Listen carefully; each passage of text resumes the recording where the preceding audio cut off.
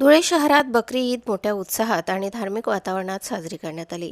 देवपुरातील ऐतिहासिक शिवकालीन ईदगाह मैदानावर हजारो मुस्लिम बांधवांनी सामूहिक नमाज पठण केले। सकाळी 9:15 वाजेच्या सुमारास शहरातील विविध भागातून मुस्लिम बांधव ईदगाह मैदानावर दाखल झाले होते। यावेळी संपूर्ण परिसर भक्तिमय वातावरणाने भारावून गेला होता।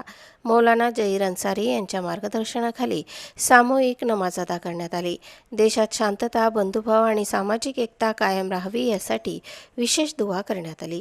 देश प्रगतीच्या मार्गावर जावो तसेच समाजात सलोखा टिकून राहावा अशी प्रार्थना यावेळी करण्यात आली।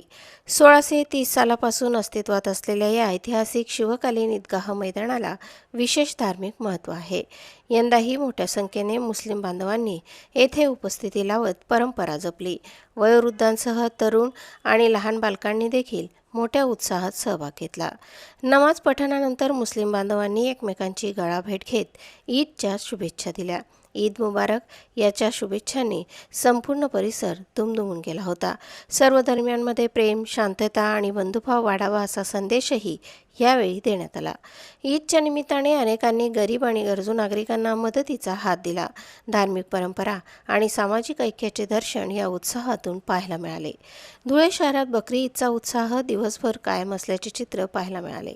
यावेळी मौलाना जहीर अन्सारी, ईदगाह मैदानाचे ट्रस्टी मशुद्दीन काजी, असलीम खान, आसिफ सय्यद, शब्बार पठाण, सामाजिक कार्यकर्ते माजिद पठाण, साजिद पठाण, जमील शेख, जमीर खान, मुकीम काझी यांच्यासह हजारो मुस्लिम बांधव उपस्थित होते। प्रतिनिधी अजीम शेखसह स्वराज्य न्यूज, धुळे। ईद उल अजहा की मुबारक घड़ी।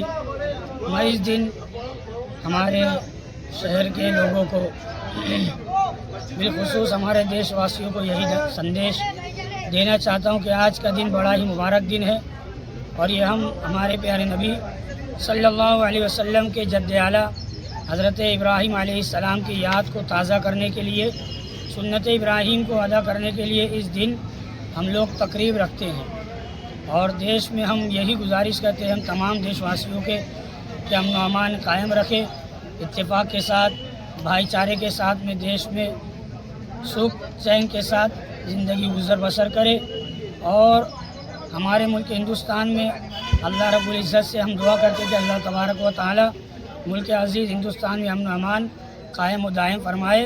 और इस मुबारक ईद के मौके पर हम तमाम देशवासियों को दिल की अमीर गहराइयों से मुबारकबाद पेश करते हैं।